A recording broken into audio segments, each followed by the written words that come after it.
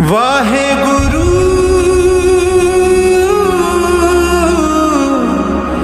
ਵਾਹਿਗੁਰੂ।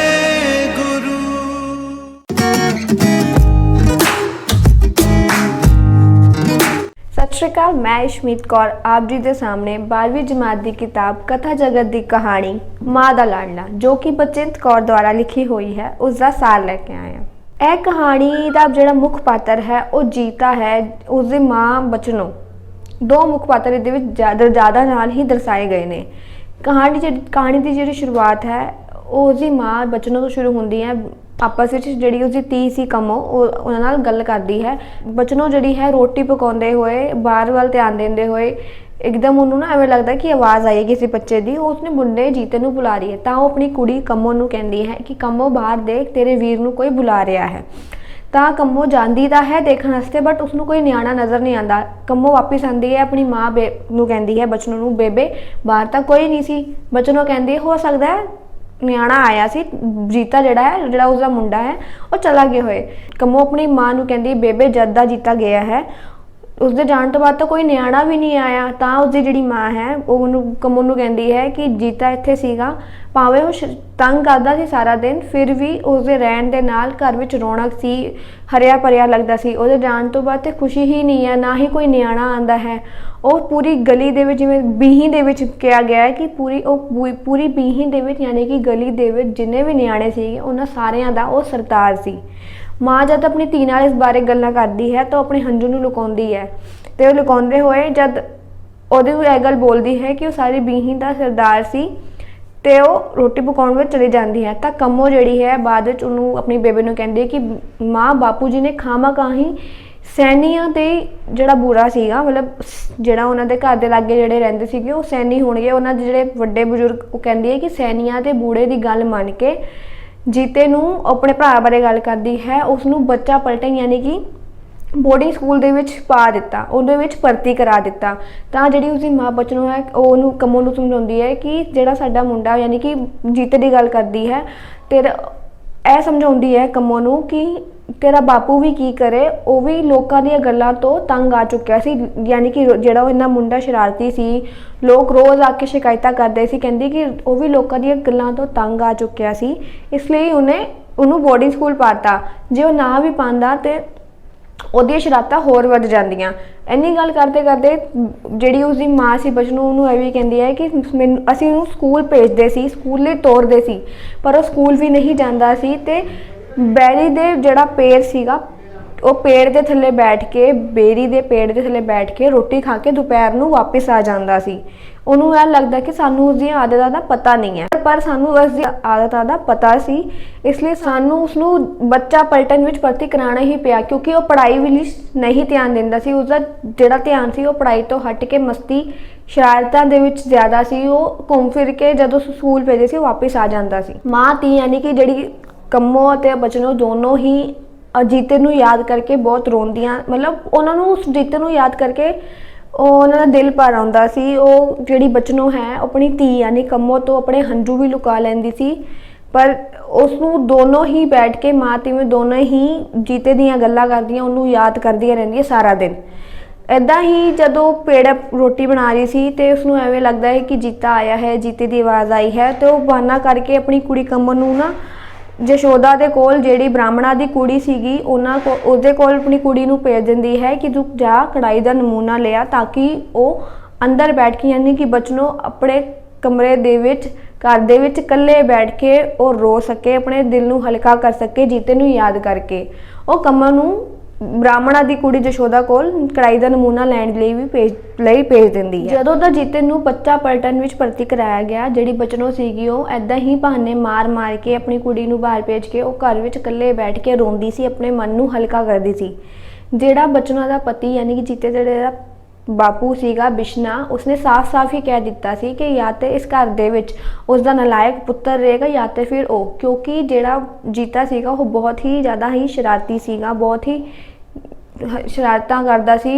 लोकां दीयां गल्लां दे विच आके बिशने नूं हार के उन्हां दीयां गल्लां सुन के कि उसका मुंडा शरारती है, नलायक है, इदां जिवें लोकी करदे है। इस करके बिशने ने फैसला लिया कि उसनूं ਬੱਚਾ ਪਲਟਨ ਵਿੱਚ ਭਰਤੀ ਕਰਾਇਆ ਜਾਏ, ਯਾਨੀ ਕਿ ਬੋਰਡਿੰਗ ਸਕੂਲ ਦੇ ਵਿੱਚ ਉਸਨੂੰ ਐਡਮਿਸ਼ਨ ਉਹਦਾ ਕਰਵਾ ਦਿੱਤਾ ਜਾਏ, ਕਿਉਂਕਿ ਉਹ ਲੋਕਾਂ ਦੀਆਂ ਗੱਲਾਂ ਸੁਣ ਕੇ ਵੀ ਤੰਗ ਆ ਚੁੱਕਿਆ ਸੀ। ਹਾਰ ਕੇ ਬਿਸ਼ਨੇ ਨੇ ਫੈਸਲਾ ਲਿਆ, ਯਾਨੀ ਕਿ ਜੀਤੇ ਦੇ ਬਾਪੂ ਨੇ ਫੈਸਲਾ ਲਿਆ ਕਿ ਉਹ ਉਸਨੂੰ ਬੋਰਡਿੰਗ ਸਕੂਲ ਦੇ ਵਿੱਚ ਐਡਮਿਸ਼ਨ ਕਰਾ ਦੇਗਾ।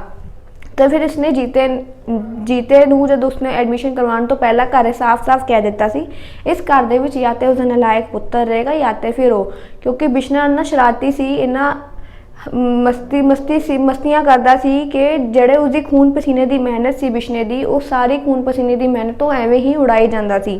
बचनों नूं यह गल नहीं चंगी लगती थी कि बिशना जीता जिहड़ा है वो बोर्डिंग स्कूल जाए, पर जब बिशने ने यह गल कही या तो वो रहेगा इस घर दे विच या तो फिर बिशना, तो जब उन्हें बिशने ने आखिरी बोल यह चीज़ बोली कि जे इदा ही चलता रहा, इदा ही उसकी खून पसीने की मेहनत नूं जीता पानी दे वांग वहाउंदा रहा, शरारतां करदा रहा, वो हथ विच नहीं आया, साडे हथों जो निकल जाएगा तो फिर वो किसी खूह दे विच जाके अपनी जान दे देगा, छाल मार देगा खूह दे विच। इस करके बचनों नूं अपने पति अपने हसबैंड दी यानी कि बिशने की गल जीते दे बापू की गल नूं मनना पिया, अपने पति की गल दे नाल सहमति उन्होंने देनी पई ते जीते नूं उसने बोर्डिंग स्कूल यानी कि बच्चा पलटन दे विच भर्ती करवा दिता ते उसनू रुड़की भेज दिता। जीते नू गया हजे एक हफ्ता भी नहीं होया सी, उसकी जिहड़ी रात दी नींद उसी दिन हराम हो गई सी जब उसने अपनी पति बिशने दे हाँ दे विच हाँ मिलाई सी। वो अद्धी रात नू तारे गिनदी सी ते जिद्दां ही बिशना सो जांदा सी, गूढ़ी नींद विच हुंदा सी ते वो छुपके नाल उठ के जान के अपने 13-14 वरियां दे मुंडे यानी कि जीते दे नाल जाके सो जांदी सी ते वो इन्नी गूढ़ी नींद विच हुंदा सी जीता कि उसनू पता ही नहीं लगता सी, जिवें थक्या टुट्टा हुंदा सी, उहनू पता ही नहीं लगता सी कि उसकी माँ कद उहदे कोल आके उसनू उसदे नाल जफी पा के सोई है। जद भी बचनों उसदे मुंडे यानी कि 13-14 वरियां जिहड़ा मुंडा यानी कि जीता जिहड़ा सीगा उहदे कोल जाके सोंदी है तो उसनू अपनी छाती नाल लगा लैंदी है, क्योंकि जीता ते होश विच नहीं हुंदा सी, मतलब वो एवें थक्या टुट्टिया हुंदा सी कि उसनू पता ही नहीं लगता सी कद उसकी माँ उहदे कोल आके सुती है। एक दिन जब ऐदा ही उसकी जान तो पहला यानी कि जीते दे रुड़की जान तो पहला उस होस्टल दे विच यानी कि बोर्डिंग स्कूल बच्चा पलटन विच भर्ती कराउण तो पहला जिहड़े थोड़े बहुत दिन रहिंदे सी घर दे विच जीते दे कोल ਉਹ जाके चुपचाप ऐदा ही सो जांदी सी।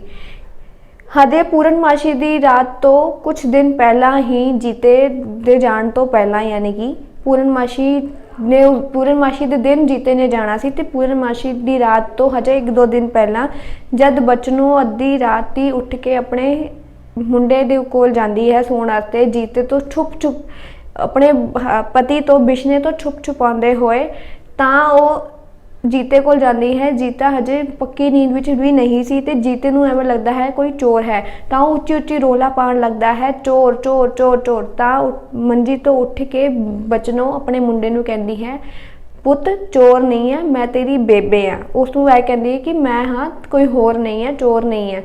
वो अपने पति बिशने तो डरदी है कि क्योंकि उसने अपने पति की हाँ विच हाँ मिलाई हुंदी है, उसनू डर सीगा कि उसे उस पति को पता लग गया तां भी वो बोलेगा उन्होंने कहना है। इस करके वो जब बिशना अद्धी रात भी नींद विच हुंदा है तां वो छुप के उठ के अपने मुंडे दे कोल जाके सो जाती है।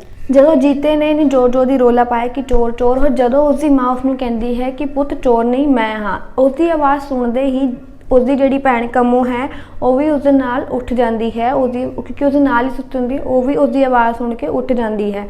पर बचनों दोवां नूं यानी कि जीते और कमो नूं दोवां नूं सुला देंदी है।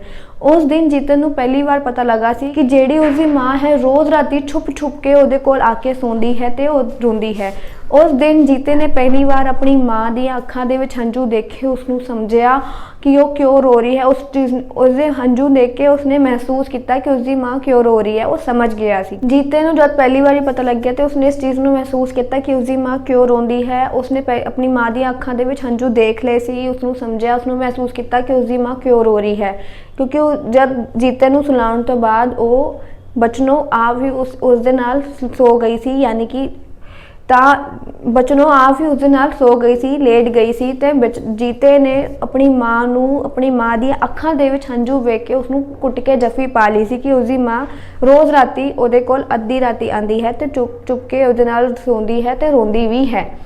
ਉਸਨੂੰ ਇਸ ਗੱਲ ਦੇ ਮਹਿਸੂਸ ਹੋ ਗਈ ਸੀ ਕਿ ਉਸਦੀ ਮਾਂ ਕਿਉਂ ਰੋ ਰਹੀ ਹੈ, ਕਿਉਂਕਿ ਉਸਦੀ ਮਾਂ ਉਸਨੂੰ ਬਹੁਤ ਪਿਆਰ ਕਰਦੀ ਸੀ। ਉਹ ਸਮਝ ਗਿਆ ਸੀ। ਜੀਤੇ ਨੂੰ ਗਏ ਹਜੇ 8 ਦਿਨ ਹੋਏ ਸੀ, ਪਰ ਬਚਨੋਂ ਜਿਹੜੀ ਹੈ ਰੋਜ਼ ਰਾਤੀ ਅੱਧੀ ਰਾਤ ਯਾਨੀ ਕਿ ਰਾਤ ਦੇ ਪਹਿਲੇ ਜਿਹੜੀ ਪੈਰ ਹੁੰਦੀ ਹੈ ਉਸ ਦੇ ਵਿੱਚ ਉਹ ਰੋਜ਼ ਰੋਂਦੀ ਹੈ ਤੇ ਆਪਣੇ ਹੰਝੂਆਂ ਨੂੰ ਸਾਰਿਆਂ ਤੋਂ ਲੁਕਾਉਂਦੀ ਹੈ, ਆਪਣੇ ਪਤੀ ਤੋਂ, ਆਪਣੀ ਕੁੜੀ ਤੋਂ, ਤੇ ਕਿਸੇ ਨੂੰ ਮਹਿਸੂਸ ਨਹੀਂ ਹੋਣ ਦਿੰਦੀ ਕਿ ਉਹ ਰੋਜ਼ ਰਾਤੀ ਰੋਂਦੀ ਹੈ ਜੀਤੇ ਨੂੰ ਯਾਦ ਕਰ ਕਰਕੇ। ਬਚਨੋਂ ਆਪਣੀ ਧੀ ਕੰਮੋ ਸਾਹਮਣੇ ਬਿਲਕੁਲ ਵੀ ਨਹੀਂ ਰੋਂਦੀ ਸੀ, ਕਿਉਂਕਿ ਕੰਮੋ ਵੀ ਆਪਣੇ ਵੀਰ ਜੀਤੇ ਨੂੰ ਯਾਦ ਕਰਕੇ ਰੋ ਪੈਂਦੀ ਸੀ। ਉਹ ਆਪਣੇ ਪਤੀ ਯਾਨੀ ਕਿ ਬਚਨੋਂ ਆਪਣੇ ਪਤੀ ਬਿਸ਼ਨੇ ਦੇ ਸਾਹਮਣੇ ਬਿਲਕੁਲ ਵੀ ਨਹੀਂ ਰੋਂਦੀ ਸੀ, ਹੰਝੂ ਤੱਕ ਵੀ ਨਹੀਂ ਆਉਣ ਦਿੰਦੀ ਸੀ ਅੱਖਾਂ ਦੇ ਸਾਹਮਣੇ, ਕਿਉਂਕਿ ਉਸਨੂੰ ਪਤਾ ਹੈ ਕਿ ਜੇ ਉਸਦੇ ਪਤੀ ਬਿਸ਼ਨੇ ਨੂੰ ਪਤਾ ਲੱਗ ਗਿਆ ਤਾਂ ਉਹ ਬੋਲੇਗਾ। ਉਹ ਬਿਲਕੁਲ ਵੀ ਉਸਦੇ ਸਾਹਮਣੇ ਰੋਂਦੀ ਸੀ, ਉਸ ਤੋਂ ਆਪਣੇ ਹੰਝੂ ਨੂੰ ਲੁਕਾਉਂਦੀ ਸੀ ਬਿਸ਼ਨੇ ਤੋਂ। ਬਚਨੋਂ ਜਿਹੜੀ ਸੀ ਆਪਣੇ ਪਤੀ ਬਿਸ਼ਨੇ ਤੋਂ ਆਪਣੇ ਹੰਝੂਆਂ ਨੂੰ ਲੁਕਾਉਂਦੀ ਸੀ ਤੇ ਉਹ ਧੀ ਸਾਹਮਣੇ ਵੀ ਬਿਲਕੁਲ ਵੀ ਨਹੀਂ ਰੋਂਦੀ ਸੀ। ਬਚਨੋਂ ਦਾ ਇਹ ਕਹਿਣਾ ਸੀ ਕਿ ਜਿਹੜਾ ਬਿਸ਼ਨਾ ਹੈ ਉਹ ਤਾਂ ਪਿਓ ਹੈ, ਇੱਕ ਮਾਂ ਦੇ ਦਰਦ ਨੂੰ ਕਿਵੇਂ ਸਮਝੇਗਾ, ਉਹ ਤਾਂ ਪੱਥਰ ਪਿਓ ਹੈ, ਨਾ ਕਦੇ ਪਿਘਲਿਆ ਸੀ ਤੇ ਨਾ ਹੀ ਕਦੇ ਪਿਘਲਣ ਦੀ ਆਸ ਹੈ।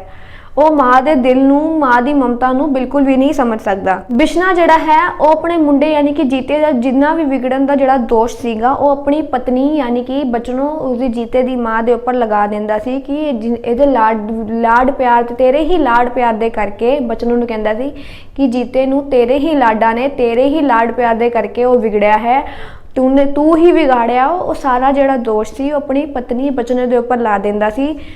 ਜੀਤਾ ਜਦ ਵੀ ਕੋਈ ਉਲਟੀ ਸਿੱਧੀ ਹਰਕਤ ਕਰਦਾ ਸੀ ਤਾਂ ਜਿਹੜਾ ਬਿਸ਼ਨਾ ਸੀਗਾ ਆਪਣੇ ਮੁੰਡੇ ਯਾਨੀ ਜੀਤੇ ਨੂੰ ਉਹ ਜੁੱਤੀਆਂ ਨਾਲ ਮਾਰਦਾ ਸੀ ਤੇ ਆਪਣੀ ਵੋਟੀ ਯਾਨੀ ਕਿ ਬਚਨੋਂ ਨੂੰ ਇਹ ਕਹਿੰਦਾ ਸੀ ਕਿ ਤੇਰੇ ਲਾਡਾਂ ਦੇ ਕਸੂਰ ਦੇ ਨਾਲ ਇਹ ਵਿਗੜਿਆ ਹੈ, ਤੂੰ ਹੀ ਇਹਨੂੰ ਵਿਗਾੜਿਆ ਹੈ, ਤੇਰੇ ਹੀ ਲਾਡ ਪਿਆਰ ਦੇ ਕਰਕੇ ਅੱਜ ਮੁੰਡਾ ਸਾਡੇ ਹੱਥੋਂ ਨਿਕਲ ਚੁੱਕਿਆ ਹੈ, ਵਿਗੜ ਚੁੱਕਿਆ ਹੈ। ਬਿਸ਼ਨੇ ਨੇ ਜੀਤੇ ਦੇ ਸਾਹਮਣੇ ਆਪਣੀ ਵੋਟੀ ਯਾਨੀ ਬਚਨੋਂ ਨੂੰ ਸਾਫ਼-ਸਾਫ਼ ਕਹਿ ਦਿੱਤਾ ਸੀ ਕਿ ਹੁਣ ਤੇਰੀ ਮਰਜ਼ੀ ਹੈ, ਭਾਵੇਂ ਤੂੰ ਮੁੰਡੇ ਨੂੰ ਬੋਰਡਿੰਗ ਸਕੂਲ ਯਾਨੀ ਕਿ ਬੱਚਾ ਪਲਟਨ ਦੇ ਵਿੱਚ ਭਰਤੀ ਕਰਾ ਜਾਂ ਨਾ ਕਰਾ, ਜੇ ਤੂੰ ਇਸ ਦੇ ਜਾਣ ਪਿੱਛੋਂ ਜਾਂ ਇਸ ਦੀ ਹਰਕਤਾਂ ਪਿੱਛੋਂ ਤੂੰ ਕਿਸੇ ਨੇ ਕਿਹਾ ਜਾਂ ਤੂੰ ਰੋਈ ਤਾਂ ਯਾਨੀ ਕਿ ਉਸ ਤੋਂ ਬੁਰਾ ਕੋਈ ਨਹੀਂ। ਉਹ ਆਪਣੇ ਆਪ ਨੂੰ, ਉਹ ਬਚਨੋਂ ਨੂੰ ਕਹਿੰਦਾ ਹੈ ਕਿ ਉਸ ਤੋਂ ਬੁਰਾ ਕੋਈ ਨਹੀਂ। ਬਚਨਾ ਕਹਿੰਦਾ ਹੈ ਕਿ ਜੇ ਤੂੰ ਰੋਈ ਤਾਂ ਮੇਰੇ ਤੋਂ ਬੁਰਾ ਕੋਈ ਨਹੀਂ। ਇਸ ਕਰਕੇ ਉਹ ਬਚਨੋਂ ਜਿਹੜੀ ਹੈ ਇਸੇ ਕਰਕੇ ਆਪਣੇ ਪਤੀ ਬਿਸ਼ਨੇ ਦੇ ਅੱਗੇ ਜੀਤੇ ਦੀ ਕੋਈ ਵੀ ਗੱਲ ਨਹੀਂ ਕਰਦੀ, ਨਾ ਹੀ ਉਹ ਜੀਤੇ ਦੀ ਕੋਈ ਗੱਲ ਛੇੜਦੀ ਹੈ, ਨਾ ਹੀ ਉਹ ਰੋਂਦੀ ਹੈ, ਕਿਉਂਕਿ ਉਸਨੂੰ ਪਤਾ ਹੈ ਉਸਦੇ ਪਤੀ ਬਿਸ਼ਨੇ ਨੇ ਸਾਫ਼-ਸਾਫ਼ ਕਿਹਾ ਸੀ ਉਸਨੂੰ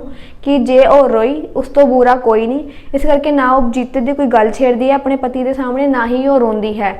ਜਦ ਵੀ ਬਚਨੋਂ ਆਪਣੇ ਮੁੰਡੇ ਦੇ ਜਿਹੜੇ ਉਸਦੇ ਨਾਲ ਦੋਸਤ ਸੀਗੇ ਉਹਦੀ ਗਲੀ ਦੇ ਵਿੱਚ, ਜਿਹੜੇ ਉਹਦੇ ਨਾਲ ਖੇਡਦੇ ਸੀਗੇ, ਜਿਹੜੇ ਉਸਦੇ ਹਾਣ ਦੇ ਸੀਗੇ, ਉਮਰ ਦੇ ਸੀਗੇ, ਉਹਨਾਂ ਨੂੰ ਸਕੂਲ ਜਾਂਦੇ ਹੋਏ ਜਾਂ ਖੇਡਦੇ ਹੋਏ ਗਲੀ ਦੇ ਵਿੱਚ ਦੇਖਦੀ ਸੀ ਤਾਂ ਵੀ ਬਚਨੋਂ ਦਾ ਦਿਲ ਪਾਰ ਆਉਂਦਾ ਸੀ, ਉਹ ਰੋ ਪੈਂਦੀ ਸੀ। ਬਚਨੋਂ ਜਦ ਵੀ ਉਹਨਾਂ ਨਿਆਣਿਆਂ ਨੂੰ ਦੇਖਦੀ ਸੀ, ਆਪਣਾ ਜਿਹੜਾ ਘਰ ਦਾ ਉਹ ਜਿਹੜਾ ਕੰਮ ਕਰ ਰਹੀ ਸੀ, ਆਪਣਾ ਸਾਰੇ ਕੰਮਕਾਰ ਛੱਡ ਕੇ ਉਹਨਾਂ ਬੱਚਿਆਂ ਨੂੰ ਦੇਖਦੀ, ਜਦ ਤੱਕ ਉਹ ਗਲੀ ਦੇ ਬਾਹਰ ਨਹੀਂ ਜਾਂਦੇ ਜਾਂ ਆਪਣੇ ਘਰਾਂ ਨੂੰ ਨਹੀਂ ਜਾਂਦੇ, ਉਹਨਾਂ ਨੂੰ ਦੇਖਦੀ ਰਹਿੰਦੀ। ਤੇ ਉਹ ਚਲੇ ਜਾਣ, ਉਹਨਾਂ ਦੇ ਜਾਣ ਤੋਂ ਬਾਅਦ ਉਹਨਾਂ ਬੱਚਿਆਂ ਤੇ ਆਪਣੇ ਘਰ ਨੂੰ ਜਾਂ ਜਿੱਥੇ ਵੀ ਜਾ ਰਹੇ ਸੀ ਉਹਨਾਂ ਦੇ ਚਲੇ ਜਾਣ ਤੋਂ ਬਾਅਦ ਉਹ ਘਰ ਵਿੱਚ ਆ ਕੇ ਅੰਦਰ ਆਪਣੀ ਕੋਠਰੀ ਵਿੱਚ ਯਾਨੀ ਕਿ ਕਮਰੇ ਦੇ ਵਿੱਚ ਆ ਕੇ ਉਹ ਰੋਣ ਲੱਗ ਜਾਂਦੀ ਸੀ, ਉਹ ਰੋਂਦੀ ਰਹਿੰਦੀ ਸੀ ਜੀਤੇ ਨੂੰ ਯਾਦ ਕਰਕੇ। ਜਦ ਉਹ ਅੰਦਰ ਬੈਠ ਕੇ ਰੋ ਰਹੀ ਸੀ, ਜਿਵੇਂ ਉਹ ਬੱਚਿਆਂ ਨੂੰ ਦੇਖ ਕੇ ਅੰਦਰ ਆਪਣੇ ਕਮਰੇ ਦੇ ਵਿੱਚ ਬੈਠ ਕੇ ਰੋਂਦੀ ਸੀ, ਅਚਾਨਕ ਉਸ ਦਿਨ ਜਦੋਂ ਰੋ ਰਹੀ ਸੀ ਤਾਂ ਉਸਨੂੰ ਏਦਾਂ ਆਵਾਜ਼ ਲੱਗੀ ਕਿ ਜਿਵੇਂ ਜੀਤੇ ਨੇ ਉਸਨੂੰ ਆਵਾਜ਼ ਮਾਰੀ ਹੈ, ਜਾਂ ਫਿਰ ਉਸਨੂੰ ਏਦਾਂ ਲੱਗਿਆ ਕਿ ਜੀਤਾ ਬਾਹਰ ਖੜਾ ਹੈ ਦਰਵਾਜ਼ੇ ਦੇ ਵਿੱਚ ਤੇ ਉਹ ਭੱਜ ਕੇ ਜਾਂਦੀ ਹੈ ਉਹਨੂੰ ਦੇਖਣ ਵਾਸਤੇ। ਉਹਨੂੰ ਏਦਾਂ ਆਵਾਜ਼ ਲੱਗੀ ਕਿ ਜਿਵੇਂ ਹਰ ਵਾਰੀ ਜਿਵੇਂ ਜੀਤਾ ਗਲੀ 'ਚ ਖੇਡਦਾ ਸੀ, ਸਕੂਲੋਂ ਆਉਂਦਾ ਸੀ ਦਿਨ ਦੇ ਵਿੱਚ, ਜਿਵੇਂ ਜੀਤਾ ਆਪਣੀ ਮਾਂ ਨੂੰ ਆਵਾਜ਼ ਲਗਾਉਂਦਾ ਸੀ, ਐਵੇਂ ਉਸਨੂੰ ਆਵਾਜ਼ ਦੀ ਇੱਕ ਮਤਲਬ ਭੁਲੇਖਾ ਜਿਹਾ ਉਹਨੂੰ ਲੱਗਦਾ ਹੈ ਕਿ ਉਸਨੂੰ ਆਵਾਜ਼ ਸੁਣਾਈ ਦਿੰਦੀ ਹੈ ਤੇ ਉਹ ਭੱਜ ਕੇ ਡਿਓੜੀ ਵੱਲ ਜਾਂਦੀ ਹੈ, ਦਰਵਾਜ਼ੇ ਵੱਲ ਜਾਂਦੀ ਹੈ, ਦਰਵਾਜ਼ਾ ਖੋਲਦੀ ਹੈ ਤੇ ਬਾਹਰ ਕੋਈ ਵੀ ਨਹੀਂ ਹੁੰਦਾ, ਕੋਈ ਵੀ ਨਿਆਣਾ ਵੀ ਨਹੀਂ ਹੁੰਦਾ। ਉਹ ਗਲੀ ਦੇ ਅੰਤ ਤੱਕ ਵੀ ਦੇਖਦੀ ਹੈ, ਉੱਥੇ ਵੀ ਉਸਨੂੰ ਕੋਈ ਨਜ਼ਰ ਨਹੀਂ ਆਉਂਦਾ, ਨਾ ਕੋਈ ਨਿਆਣਾ ਹੁੰਦਾ ਹੈ, ਨਾ ਹੀ ਜੀਤਾ ਹੁੰਦਾ ਹੈ। ਪਤਾ ਨਹੀਂ ਉਸਨੂੰ ਇਹ ਨਿਆਣਿਆਂ ਦੀ ਆਵਾਜ਼ ਕਿੱਥੋਂ ਕੰਨੀ ਪੈ ਜਾਂਦੀ ਹੈ। ਜਦ ਵੀ ਉਹਨੂੰ ਉਹਨੂੰ ਭੁਲੇਖਾ ਹੀ ਲੱਗਦਾ, ਉਹਨੂੰ ਲੱਗਦਾ ਹੈ ਕਿ ਜੀਤੇ ਨੇ ਆਵਾਜ਼ ਮਾਰੀ ਹੈ ਜਾਂ ਕਿਸੇ ਨਿਆਣੇ ਦੀ ਆਵਾਜ਼ ਆ, ਉਹਨੂੰ ਭੁਲੇਖਾ ਲੱਗਦਾ ਹੈ। ਉਹ ਕਹਿੰਦੀ ਪਤਾ ਨਹੀਂ ਕਿੱਥੇ ਨਿਆਣਿਆਂ ਦੀ ਆਵਾਜ਼ ਮੇਰੇ ਕੰਨੀ ਪੈ ਜਾਂਦੀ ਹੈ। ਬਸ ਫਿਰ ਉਹ ਦਰਵਾਜ਼ਾ ਬੰਦ ਕਰਕੇ ਉਹ ਅੰਦਰ ਆਉਂਦੀ ਹੈ, ਜਦੋਂ ਚੁੱਲ੍ਹੇ ਵੱਲ ਬੈਠਦੀ ਹੈ ਤਾਂ ਇੰਨੀ ਦੇਰ ਵਿੱਚ ਕੰਮੋ ਵਾਪਸ ਮੁੜ ਆਉਂਦੀ ਹੈ। ਜਦੋਂ ਬਚਨੋ ਚੁੱਲ੍ਹੇ ਮੂਹਰੇ ਬੈਠ ਕੇ ਭਾਂਡੇ ਮਾਂਜਦੀ ਸੀ ਤਾਂ ਕੰਮੋ ਉਸ ਵੇਲੇ ਆਉਂਦੀ ਹੈ ਤਾਂ ਕੰਮੋ ਜਿਹੜੀ ਹੈ ਆਪਣੀ ਮਾਂ ਦੀਆਂ ਅੱਖਾਂ ਵਿੱਚ ਝਾਤੀ ਮਾਰਨ ਦੀ ਕੋਸ਼ਿਸ਼ ਕਰਦੀ ਹੈ, ਕਿਉਂਕਿ ਉਹਨੂੰ ਵੀ ਪਤਾ ਹੈ ਕਿ ਜਿਵੇਂ ਉਹ ਆਪਣੇ ਵੀਰ ਨੂੰ, ਜੀਤੇ ਨੂੰ ਯਾਦ ਕਰਕੇ ਰੋਂਦੀ ਹੈ ਚੁੱਪ ਚੁੱਪ ਕੇ, ਉਵੇਂ ਉਸਦੀ ਮਾਂ ਵੀ ਰੋਂਦੀ ਹੈ। ਜਦ ਕੰਮੋ ਨੇ ਆਪਣੀ ਮਾਂ ਦੀਆਂ ਅੱਖਾਂ ਵਿੱਚ ਹੰਝੂ ਵੇਖਣ ਦੀ ਕੋਸ਼ਿਸ਼ ਕੀਤੀ, ਆਪਣੀ ਮਾਂ ਦੀ ਅੱਖਾਂ ਵਿੱਚ ਝਾਤੀ ਮਾਰਨ ਦੀ ਕੋਸ਼ਿਸ਼ ਕੀਤੀ ਤਾਂ ਬਚਨੋ ਨੇ ਆਪਣੀਆਂ ਅੱਖਾਂ ਨੂੰ ਛੁਪਾਉਂਦੇ ਹੋਏ, ਆਪਣੇ ਹੰਝੂਆਂ ਨੂੰ ਛੁਪਾਉਂਦੇ ਹੋਏ ਦੀ ਕੋਸ਼ਿਸ਼ ਵੀ ਕੀਤੀ। ਉਸਨੇ ਆਪਣੀ ਕੁੜੀ ਦੇ ਸਾਹਮਣੇ ਇਹ ਜ਼ਾਹਿਰ ਨਹੀਂ ਹੋਣ ਦਿੱਤਾ ਕਿ ਉਹ ਵੀ ਜੀਤੇ ਨੂੰ ਯਾਦ ਕਰਕੇ ਰੋਂਦੀ ਹੈ ਜਾਂ ਰੋ ਰਹੀ ਸੀ। ਜਦ ਉਸਨੇ ਆਪਣੀ ਮਾਂ ਦੀ ਅੱਖਾਂ ਨੂੰ ਛੁਪਾਉਂਦੇ ਹੋਏ ਵੇਖ ਲਿਆ ਤਾਂ ਸਮਝ ਹੀ ਗਈ ਸੀ, ਕਿਉਂਕਿ ਉਹ ਵੀ ਜਾਣਦੀ ਸੀ ਕਿ ਉਹ ਵੀ ਆਪਣੇ ਵੀਰ ਜੀਤੇ ਨੂੰ ਯਾਦ ਕਰਕੇ ਰੋਂਦੀ ਹੈ। ਆਪਣੀ ਮਾਂ ਨੂੰ ਕੰਮੋ ਨੇ ਕਿਹਾ ਕਿ ਮਾਂ, ਜਦ ਤੇਰਾ ਦਿਲ ਨਹੀਂ ਸੀ ਕਰਦਾ ਤਾਂ ਤੂੰ ਬਾਪੂ ਨੂੰ ਕਿਉਂ ਨਹੀਂ ਕਿਹਾ, ਕਿਉਂ ਭੇਜ ਦਿੱਤਾ ਜੀਤੇ ਨੂੰ ਤੂੰ ਬੱਚਾ ਪਲਟਨ ਵਿੱਚ, ਯਾਨੀ ਕਿ ਬੋਰਡਿੰਗ ਸਕੂਲ ਦੇ ਵਿੱਚ ਤੂੰ ਉਹਨੂੰ ਕਿਉਂ ਐਡਮਿਸ਼ਨ ਕਰਵਾਉਣ ਦਿੱਤੀ, ਕਿਉਂ ਉਹਨੂੰ ਉੱਥੇ ਭੇਜ ਦਿੱਤਾ, ਤੂੰ ਚਾਹੁੰਦੀ ਤਾਂ ਉਸਨੂੰ ਰੋਕ ਸਕਦੀ ਸੀ। ਤਾਂ ਅੱਗੋਂ ਜਵਾਬ ਉਸਦੀ ਜਿਹੜੀ ਮਾਂ ਹੈ ਬਚਨੋ ਕੰਮੋ ਨੂੰ ਕਹਿੰਦੀ ਹੈ ਕਿ ਤੇਰੇ ਬਾਪੂ ਦੇ ਅੱਗੇ ਕਿਸੇ ਦੀ ਨਹੀਂ ਚੱਲਦੀ ਹੈ, ਉਸਦੇ ਅਥਰੇ ਸੁਭਾਅ ਦੇ ਕਰਕੇ ਕਿ ਉਹ ਸਖਤ ਹੈ, ਇਸੇ ਕਰਕੇ ਉਸਦੇ ਬਾਪੂ ਦੇ ਅੱਗੇ ਕਿਸੇ ਦੀ ਨਹੀਂ ਚੱਲਦੀ, ਤਾਂ ਕਰਕੇ ਉਹ ਚੁੱਪ ਸੀ। ਤੇ ਜਦੋਂ ਇਹ ਗੱਲ ਬੋਲਦੀ ਹੈ ਤੇ ਉਹ ਇਹ ਵੀ ਕਹਿੰਦੀ ਹੈ ਬਚਨੋ ਕਿ ਤੇਰੇ ਹੀ ਇਸ ਬਾਪੂ ਦੇ ਸੁਭਾਅ ਦੇ ਕਰਕੇ, ਯਾਨੀ ਕਿ ਉਹ ਸਖਤ ਹੈ, ਇਸੇ ਕਰਕੇ ਹੀ ਜੀਤਾ ਵਿਗੜਿਆ ਹੈ। ਇੱਥੇ ਹੀ ਜਿਹੜਾ ਬਿਸ਼ਨਾ ਹੈ ਉਹ ਆਪਣੇ ਵੋਟੀ ਨੂੰ ਇਹੀ ਕਹਿੰਦਾ ਹੈ ਕਿ ਉਹ ਤੇਰੇ ਕਰਕੇ ਵਿਗੜਿਆ ਹੈ, ਕਿਉਂਕਿ ਉਹ ਜ਼ਿਆਦਾ ਲਾਡ ਪਿਆਰ ਕਰਦੀ ਹੈ। ਪਰ ਜਦ ਇਹ ਗੱਲ ਕੰਮੋ ਨੂੰ ਸਮਝ ਆਉਂਦੀ ਹੈ ਤਾਂ ਕੰਮੋ ਆਪਣੀ ਮਾਂ ਨੂੰ ਕਹਿੰਦੀ ਹੈ ਕਿ ਮਾਂ, ਇਹ ਚੀਜ਼ ਬੋਲਦੀ ਹੈ ਕਿ ਬੇਬੇ, ਜੇ ਜੀਤਾ ਵਿਗੜਿਆ ਹੈ ਤੇ ਇਸ ਕਰਕੇ ਨਹੀਂ ਵਿਗੜਿਆ ਕਿਉਂਕਿ ਬਾਪੂ ਸਖਤ ਹੈ ਜਾਂ ਤੂੰ ਲਾਡ ਪਿਆਰ ਕਰਦੀ ਹੋ। ਉਹਨੂੰ ਸਮਝਾਉਣ ਦੀ ਗੱਲਾਂ ਦੇ ਵਿੱਚ ਕੋਸ਼ਿਸ਼ ਕਰਦੀ ਹੈ ਕਿ ਜੇ ਇੱਕ ਬੱਚੇ ਲਈ ਜ਼ਿਆਦਾ ਹੀ ਸਖਤ ਹੋ ਕੇ ਉਹਦੇ ਸਾਹਮਣੇ ਪੇਸ਼ ਹੋਗੇ ਤਾਂ ਵੀ ਬੱਚਾ ਵਿਗੜੇਗਾ, ਜੇ ਤੁਸੀਂ ਉਹਨੂੰ ਜ਼ਿਆਦਾ ਲਾਡ ਪਿਆਰ ਕਰੋਗੇ ਤਾਂ ਵੀ ਬੱਚਾ ਵਿਗੜਦਾ ਹੀ ਹੈ। ਤਾਂ ਹੀ ਚੈਪਟਰ ਦਾ ਜਿਹੜਾ ਨਾਮ ਹੈ ਐਕਸ ਕਰਕੇ ਕਿਹਾ ਗਿਆ ਮਾਂ ਦਾ ਲਾਡਲਾ, ਕਿਉਂਕਿ ਜਿਹੜੀ ਮਾਂ ਹੈ ਆਪਣੇ ਮੁੰਡੇ ਨੂੰ ਸਭ ਤੋਂ ਜ਼ਿਆਦਾ ਲਾਡ ਪਿਆਰ ਕਰਦੀ ਹੈ। ਇਸ ਕਰਕੇ ਅੰਤ ਦੇ ਵਿੱਚ ਉਹਦੀ ਜਿਹੜੀ ਕੁੜੀ ਹੈ ਕੰਮੋ ਕਹਿੰਦੀ ਹੈ ਕਿ ਸਖਤ ਹੋਣ ਦੇ ਨਾਲ ਨਾਲ ਜੇ ਬੱਚੇ ਨੂੰ ਤੁਸੀਂ ਸਖਤ ਹੀ ਰੱਖੋਗੇ, ਉਸਨੂੰ ਲਾਡ ਪਿਆਰ ਨਹੀਂ ਕਰੋਗੇ ਤਾਂ ਵੀ ਬੱਚਾ ਵਿਗੜੇਗਾ ਹੀ ਵਿਗੜਿਆ। ਮਗਰ ਜਦ ਇੱਕ ਬੰਦੇ ਨੂੰ ਤੁਸੀਂ ਜ਼ਿਆਦਾ ਹੀ ਸਖਤੀ ਨਾਲ ਪੇਸ਼ ਆਓਗੇ ਤੇ ਪਿਆਰ ਵੀ ਦੋਗੇ ਤਾਂ ਬੱਚਾ ਸਵਰਦਾ ਹੈ, ਪਰ ਤੁਸੀਂ ਸਿਰਫ ਸਖਤੀ ਰਹੋਗੇ ਔਰ ਲਾਡ ਪਿਆਰ ਵੀ ਕਰਦੇ ਰਹੋਗੇ ਤਾਂ ਵੀ ਬੱਚਾ ਹੱਥੋਂ ਨਿਕਲ ਜਾਂਦਾ ਹੈ, ਉਹ ਵਿਗੜਦਾ ਹੀ ਹੈ। ਹੁਣ ਅਸੀਂ ਵਧਦੇ ਹਾਂ ਔਖੇ ਸ਼ਬਦਾਂ ਵੱਲ। ਪਹਿਲਾ ਅਲਾਂਬੇ ਉਲਾਂਬੇ, ਦੂਸਰਾ ਜਿੱਦਣ ਦਾ ਜਦੋਂ ਦਾ, ਤੀਸਰਾ ਬੀਹੀ ਗਲੀ, ਚੌਥਾ ਨਿਆਣਾ ਬੱਚਾ। ਹੁਣ ਅਸੀਂ ਵਧਦੇ ਹਾਂ ਪ੍ਰਸ਼ਨ ਉੱਤਰ ਵੱਲ। ਪ੍ਰਸ਼ਨ ਪਹਿਲਾ, ਮਾਂ ਦਾ ਲਾਡਲਾ ਕਹਾਣੀ ਦੇ ਲੇਖਿਕਾ ਕੌਣ ਹੈ? ਮਾਂ ਦਾ ਲਾਡਲਾ ਕਹਾਣੀ ਦੇ ਲੇਖਿਕਾ ਦਾ ਨਾਮ ਬਚਿੰਤ ਕੌਰ ਹੈ। ਪ੍ਰਸ਼ਨ ਦੂਸਰਾ, ਮਾਂ ਦਾ ਲਾਡਲਾ ਕਹਾਣੀ ਦੇ ਵਿੱਚ ਜੀਤੇ ਨੂੰ ਬੱਚਾ ਪਲਟਨ ਵਿੱਚ ਭਰਤੀ ਕਿਉਂ ਕਰਾਇਆ ਗਿਆ? ਜੀਤੇ ਨੂੰ ਬੱਚਾ ਪਲਟਨ ਦੇ ਵਿੱਚ ਭਰਤੀ ਇਸ ਲਈ ਕਰਾਇਆ ਗਿਆ ਕਿਉਂਕਿ ਉਸਦੀ ਰੋਜ਼ ਦਿਨ ਦੀ ਸ਼ਿਕਾਇਤਾਂ ਆਉਣ ਲੱਗੇ ਸੀ, ਉਲਾਂਬੇ ਆਉਣ ਲੱਗੇ ਸੀ। ਜਿਹੜਾ ਉਸਦਾ ਬਾਪੂ ਸੀਗਾ ਬਿਸ਼ਨਾ, ਉਹ ਲੋਕਾਂ ਦੀਆਂ ਗੱਲਾਂ ਤੋਂ ਤੰਗ ਆ ਕੇ ਉਸਨੇ ਬੱਚਾ ਪਲਟਨ ਦੇ ਵਿੱਚ ਜੀਤੇ ਦਾ ਐਡਮਿਸ਼ਨ ਯਾਨੀ ਕਿ ਭਰਤੀ ਉਸਦੀ ਕਰਵਾ ਦਿੱਤੀ ਸੀ, ਕਿਉਂਕਿ ਜੀਤਾ ਜਿਹੜਾ ਸੀ ਉਹ ਪੜ੍ਹਦਾ ਨਹੀਂ ਸੀ, ਉਸਨੂੰ ਸਕੂਲ ਭੇਜਿਆ ਜਾਂਦਾ ਸੀ। ਉਹ ਫਿਰ ਵੀ ਸਕੂਲ ਨਾ ਜਾਂਦੇ ਹੋਏ ਇੱਕ ਪੇੜ ਦੇ ਥੱਲੇ, ਇੱਕ ਬੇੜੀ ਦੇ ਪੇੜ ਦੇ ਥੱਲੇ ਬੈਠ ਕੇ ਉਹ ਰੋਟੀ ਖਾ ਕੇ ਦੁਪਹਿਰ ਨੂੰ ਪਰਤ ਆਉਂਦਾ ਸੀ। ਉਸਦਾ ਪੜ੍ਹਾਈ ਦੇ ਵੱਲ ਧਿਆਨ ਬਿਲਕੁਲ ਵੀ ਨਹੀਂ ਸੀ ਤੇ ਸ਼ਰਾਰਤਾਂ ਵੱਲ ਧਿਆਨ ਉਸਦਾ ਜ਼ਿਆਦਾ ਸੀ। ਇਸ ਕਰਕੇ ਉਸਦੇ ਬਾਪੂ ਨੇ ਉਸਨੂੰ ਬੱਚਾ ਪਲਟਨ ਦੇ ਵਿੱਚ ਭਰਤੀ ਕਰਾ ਦਿੱਤਾ। ਪ੍ਰਸ਼ਨ ਤੀਸਰਾ, ਮਾਂ ਦਾ ਲਾਡਲਾ ਕਹਾਣੀ ਦਾ ਵਿਸ਼ਾ ਵਸਤੂ ਦੱਸੋ। ਜੇ ਤੁਹਾਨੂੰ ਇਸ ਪ੍ਰਸ਼ਨ ਦਾ ਉੱਤਰ ਚਾਹੀਦਾ ਹੈ ਤਾਂ ਥੱਲੇ ਡਿਸਕ੍ਰਿਪਸ਼ਨ ਬਾਕਸ ਦੇ ਵਿੱਚ ਲਿੰਕ ਦਿੱਤਾ ਹੋਇਆ ਹੈ, ਤੁਸੀਂ ਉੱਥੇ ਜਾ ਕੇ ਕਲਿੱਕ ਕਰ ਸਕਦੇ ਹੋ ਤੇ ਨਾਲ ਹੀ ਤੁਹਾਨੂੰ ਉੱਥੇ ਮਹੱਤਵਪੂਰਨ ਪ੍ਰਸ਼ਨ ਦੇ ਉੱਤਰ ਵੀ ਮਿਲ ਜਾਣਗੇ। ਜੇ ਤੁਹਾਨੂੰ ਇਸ ਵੀਡੀਓ ਵਧੀਆ ਲੱਗੀ ਤਾਂ ਵੀਡੀਓ ਨੂੰ ਵੱਧ ਤੋਂ ਵੱਧ ਲਾਈਕ ਕਰੋ, ਚੈਨਲ ਨੂੰ ਸਬਸਕ੍ਰਾਈਬ ਕਰੋ ਤੇ ਨਾਲ ਹੀ ਬੈਲ ਆਈਕਨ ਵੀ ਜ਼ਰੂਰ ਪ੍ਰੈਸ ਕਰ ਦਿਓ ਤਾਂ ਕਿ ਤੁਹਾਨੂੰ ਆਉਣ ਵਾਲੀ ਵੀਡੀਓਜ਼ ਦੀ ਅਪਡੇਸ਼ਨ ਵੀ ਮਿਲਦੀ ਰਹੇ। ਤੇ ਵੀਡੀਓ ਨੂੰ ਸ਼ੇਅਰ ਵੀ ਜ਼ਰੂਰ ਕਰਿਓ ਤੇ ਸਾਨੂੰ ਕਮੈਂਟ ਬਾਕਸ ਰਾਹੀਂ ਤੁਸੀਂ ਕਮੈਂਟ ਕਰਕੇ ਵੀ ਦੱਸ ਸਕਦੇ ਹੋ ਤੁਹਾਨੂੰ ਵੀਡੀਓ ਕਿੱਦਾਂ ਦੀ ਲੱਗੀ। ਜੇ ਤੁਹਾਨੂੰ ਕੋਈ ਡਾਊਟ ਹੈ ਤਾਂ ਵੀ ਤੁਸੀਂ ਸਾਨੂੰ ਕਮੈਂਟ ਬਾਕਸ ਦੇ ਰਾਹੀਂ ਕਮੈਂਟ ਕਰਕੇ ਪੁੱਛ ਸਕਦੇ ਹੋ। ਧੰਨਵਾਦ। ਵਾਹਿਗੁਰੂ